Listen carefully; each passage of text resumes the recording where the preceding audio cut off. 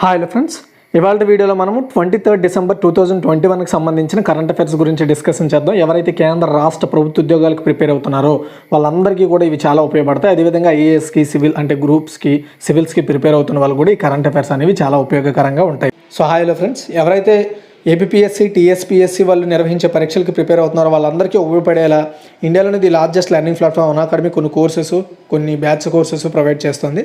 అందులో వీళ్ళు ఫస్ట్ మనము ఇవన్నీ కూడా నేర్చుకోవాలనుకుంటే మనకు సబ్స్క్రిప్షన్ ఉండాలండి. సబ్స్క్రిప్షన్ సంబంధించి వీళ్ళు 2 ఆఫర్లు ప్రొవైడ్ చేస్తున్నారు. ఈ 2 లిమిటెడ్ పీరియడ్ ఆఫర్లు. ఈ 2 కూడా డిసెంబర్ 20 నుండి 24 వరకు వ్యాలిడ్లో ఉంటాయి. సో 2 months ఎవరైనా సబ్స్క్రిప్షన్ తీసుకుంటే వాళ్ళకి 12 నెలలు ఎవరైనా సబ్స్క్రిప్షన్ తీసుకుంటే వాళ్ళకి 2 months subscription free.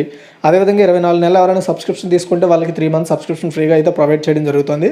So best offer. ఎవరికైనా ఇంట్రెస్ట్ ఉంటే మాత్రం ట్రై చేయండి. కింద డిస్క్రిప్షన్ లింక్స్ ఉంటాయి. వీళ్ళు ప్రొవైడ్ చేసే బ్యాచ్ కోర్సులు ఏంటంటే కాంప్రహెన్సివ్ బ్యాచ్ కోర్స్ పేరుతో గ్రూప్ 1, గ్రూప్ 2, ఏపీఎస్సి, టీఎస్పీఎస్సి వాళ్ళు ప్రిపేర్ అయ్యే వాళ్ళ కోసం డిసెంబర్ 22 నుండి మొత్తం 4 ఎడ్యుకేటర్ల ద్వారా మనకి పర్టికులర్గా ఈ కోర్స్ ప్రొవైడ్ చేస్తున్నారు. అండ్ అదేవిధంగా గ్రూప్ 2 ఫ్రీ మాక్ టెస్ట్ అయితే నిర్వహిస్తున్నారండి. డిసెంబర్ 19న 2 PM ఉంటుంది. 150 ప్రశ్నలు, 150 నిమిషాలు ఫ్రీ స్కాలర్షిప్ టెస్ట్.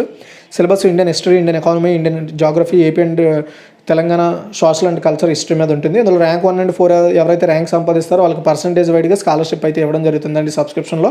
గ్రూప్ 2 ఫ్రీకి సంబంధించిన మాక్ టెస్ట్ నెక్స్ట్ వీక్ అంటే డిసెంబర్ 19 తర్వాత మళ్ళీ డిసెంబర్ 26న ఉండబోతుంది. సో 150 ప్రశ్నలు, 150 నిమిషాలు free scholarship test. Rank 1 and 4 ఎవరైతే ర్యాంక్ సంపాదిస్తారో వాళ్ళకి పర్సంటేజ్ వైడ్గా స్కాలర్షిప్లో డిస్కౌంట్ ఇస్తారు. అదేవిధంగా ఎంటైర్ గ్రూప్ 2 సిలబస్ మీద డిపెండ్ అయి ఉంటుందన్నమాట అది. Next revision series on geography మీద ఏపీఎస్సి, టీఎస్పీఎస్సి రిలేటెడ్ ఎగ్జామ్స్కి సంబంధించి రివిజన్ సిరీస్ మొత్తం 5 ఎడ్యుకేటర్ల ద్వారా అయితే ప్రొవైడ్ చేయడం జరుగుతుందండి. అదేవిధంగా వీక్లీ కరెంట్ అఫైర్స్కి సంబంధించి డిసెంబర్ మంత్కి సంబంధించి ఏపీఎస్సి, టీఎస్పీఎస్సి రిలేటెడ్ మొత్తం 2 ఎడ్యుకేటర్ల ద్వారా ఈ కోర్సెస్ అయితే ప్రొవైడ్ చేస్తున్నారు. సో ఇది డిసెంబర్ 18 నుంచి స్టార్టింగ్ ఉంటుంది. అండ్ ఎవ్రీడే 9 AM దీనికి కోర్సు స్టార్ట్ అవుతుంది. ఇందులో ఫ్రీకి అదేవిధంగా ప్లస్కి మనం డిఫరెన్స్ చూసుకుంటే ఫ్రీలో అన్నీ కూడా మనకి లిమిటెడ్ వస్తుందండి సబ్స్క్రిప్షన్లో. బట్ మీరు వన్స్ ప్లస్ సబ్స్క్రిప్షన్ తీసుకుంటే మీరు అనాకాడమీలో అన్నీ కూడా యాక్సెస్ చేసుకోవచ్చు. అదేవిధంగా ఇక్కడ 1 monthకి సబ్స్క్రిప్షన్ 1700 రూపాయలండి. కింద డిస్క్రిప్షన్లో నేను ఒక కోడ్ ప్రొవైడ్ చేస్తాను. ఈ కోడ్ వచ్చేసి EDU Tech 10 అండి. ఈ కోడ్ గుర్తుపెట్టుకోండి. సో ఈ కోడ్ అనేది మనకి 10% డిస్కౌంట్ ఇస్తుంది. అంటే 1700 రూపాయలది 1530 రూపాయలకి రావడం జరుగుతుంది. ఎవరికైనా ఇంట్రెస్ట్ ఉంటే డిస్క్రిప్షన్లో లింక్స్ అయితే ప్రొవైడ్ చేశాను, ట్రై చేయండి. ఎవరైతే ఇంటి దగ్గర ఉండి కోచింగ్ తీసుకుందాం అనుకుంటున్నారో వాళ్ళకి ఇది బెస్ట్. ఈ వీడియో లైక్ చేయండి. అదేవిధంగా మన ఛానల్ ఫస్ట్ టైం విజిట్ చేస్తున్న వాళ్ళు అయితే మన ఛానల్ సబ్స్క్రైబ్ చేసుకొని పక్కన వచ్చే బెల్ ఐకాన్ యాక్టివేట్ చేసుకోండి. ఫస్ట్ క్వశ్చన్ చూసుకుంటే అమెరికా ప్రభుత్వం అనుమతి పొందిన తొలి కరోనా ట్యాబ్లెట్ ఏది? ఆన్సర్ చూసుకున్నట్టయితే పాక్స్లోవిడ్ అండి. పాక్స్లోవిడ్. కరోనా కట్టడి చేయడానికి ఫార్మా దిగ్గజం ఫైజర్ కంపెనీ తయారు చేసిన ట్యాబ్లెట్ పేరు పాక్స్లోవిడ్. దీనికి America food and drug administration FDA అత్యవసర అంటే ఎమర్జెన్సీ పర్మిషన్ ఇచ్చిందండి.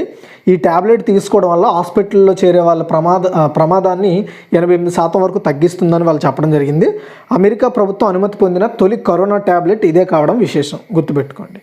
తర్వాత నేషనల్ డోపింగ్ టెస్టింగ్ ల్యాబొరేటరీ గుర్తింపును ఏ సంస్థ పునరుద్ధరించింది? అంటే మన భారతదేశానికి చెందిన నేషనల్ డోప్ టెస్టింగ్ ల్యాబొరేటరీ యొక్క గుర్తింపును ఏ సంస్థ పునరుద్ధరించింది అంటే వరల్డ్ యాంటీ డోపింగ్ ఏజెన్సీ. చూడండి, గ్లోబల్ స్టాండర్డ్స్ను అందుకోవడంలో విఫలమైనందున 2019లో సస్పెండ్ చేశారు దేన్ని? నేషనల్ డోప్ టెస్టింగ్ ల్యాబొరేటరీని. ఎవరు? వరల్డ్ యాంటీ డోపింగ్ ఏజెన్సీ వాళ్ళు. అయితే ఇది ఏ దేశంలో ఆ దేశానికి ప్రత్యేకంగా ఒక డోపింగ్ ఏజెన్సీ ఉంటుంది.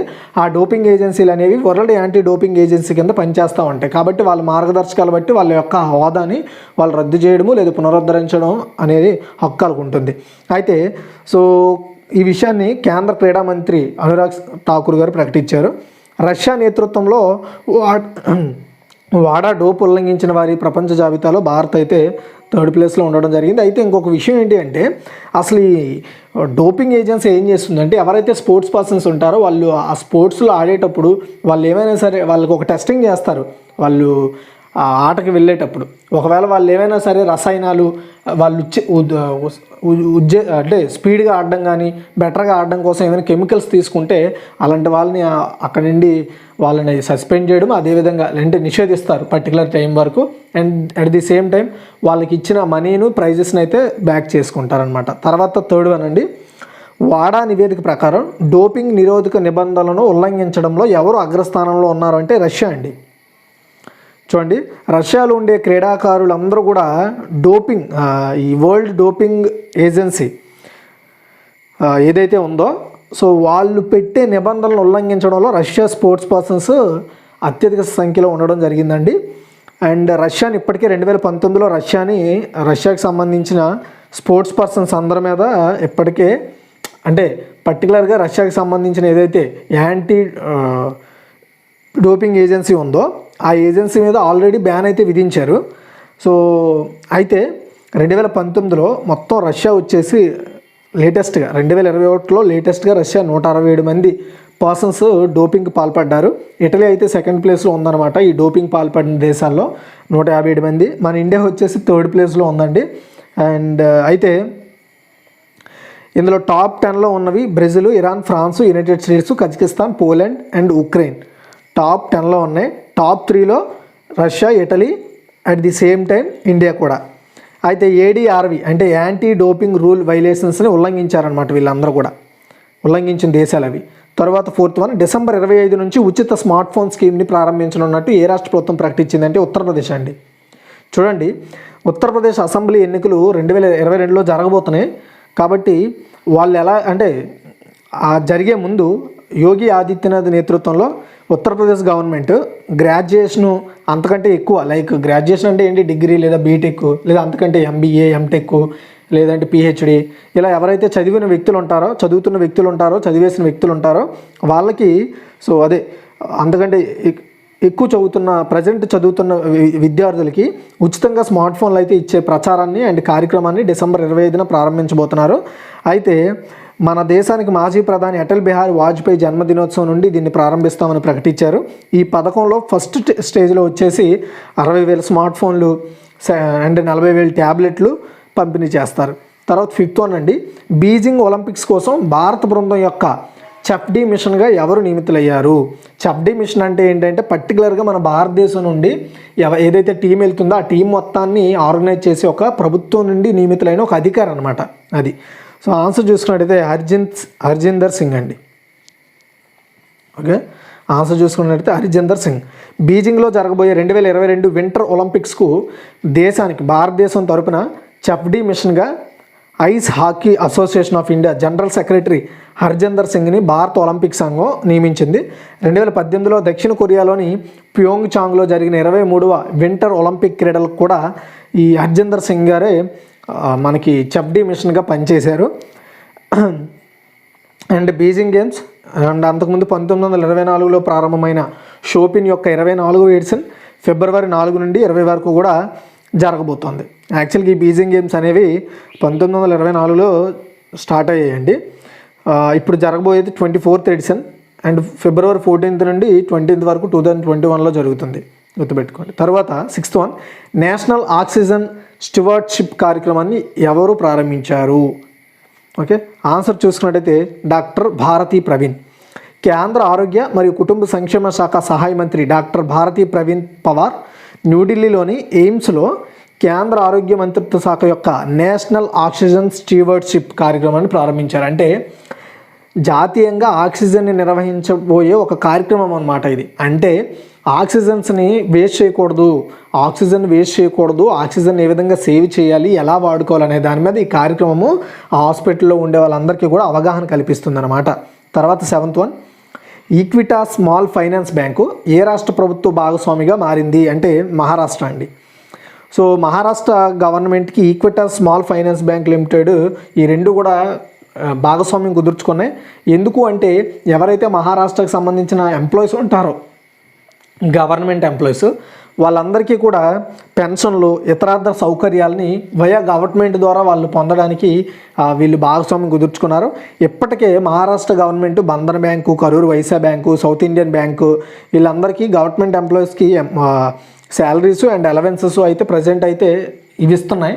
అండ్ వాటిల్లో ఇప్పుడు ఈక్విటా స్మాల్ ఫైనాన్స్ బ్యాంక్ కూడా చేరిందనమాట. ఇది ఓన్లీ పెన్షన్లు మాత్రమే ఇస్తుంది. పెన్షన్స్ని ఎవరైతే రిటైర్డ్ ఎంప్లాయీస్ ఉంటారో వాళ్ళకి పెన్షన్లు వేయడం ఆ బాధ్యత ఇప్పుడు ఈ బ్యాంక్ తీసుకుంటుందన్నమాట.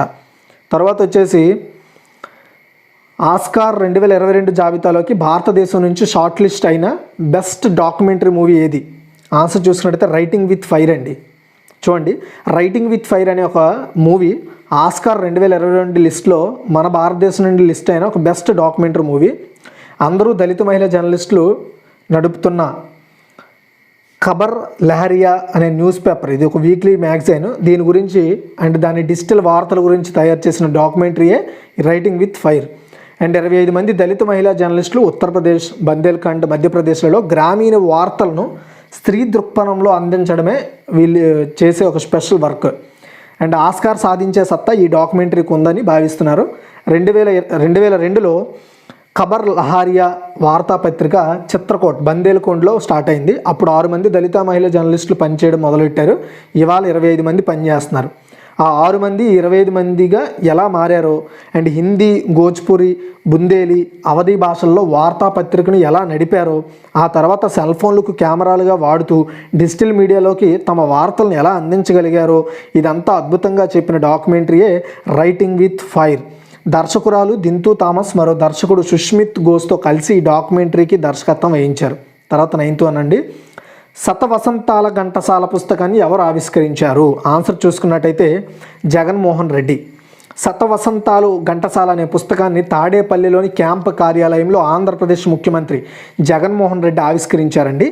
రాష్ట్ర సాంస్కృతిక శాఖ సంచాలకులు రేగుళ్ల మల్లికార్జునరావు మహాగాయకుడు ఘంటసాల వెంకటేశ్వరరావుపై ఈ పుస్తకాన్ని రూపొందించారు.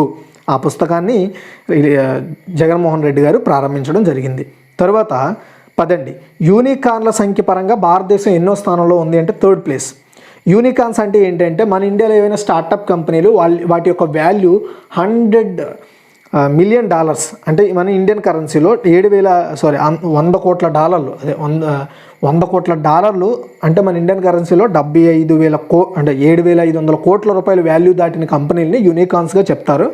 సో దీనికి సంబంధించి ఆల్రెడీ నేను ఇంకా డెప్త్గా మార్నింగ్ పేపర్ అనాలిసిస్లో కూడా చెప్పాను. అయితే అలా 7,500 కోట్ల రూపాయలు వాల్యూ దాటిన కంపెనీలలో మన దేశం 4వ స్థానంలో ఉంది. ఈ విషయాన్ని హురూన్ రీసెర్చ్ ఇన్స్టిట్యూట్ నివేదిక ప్రకారం తెలిసిందండి.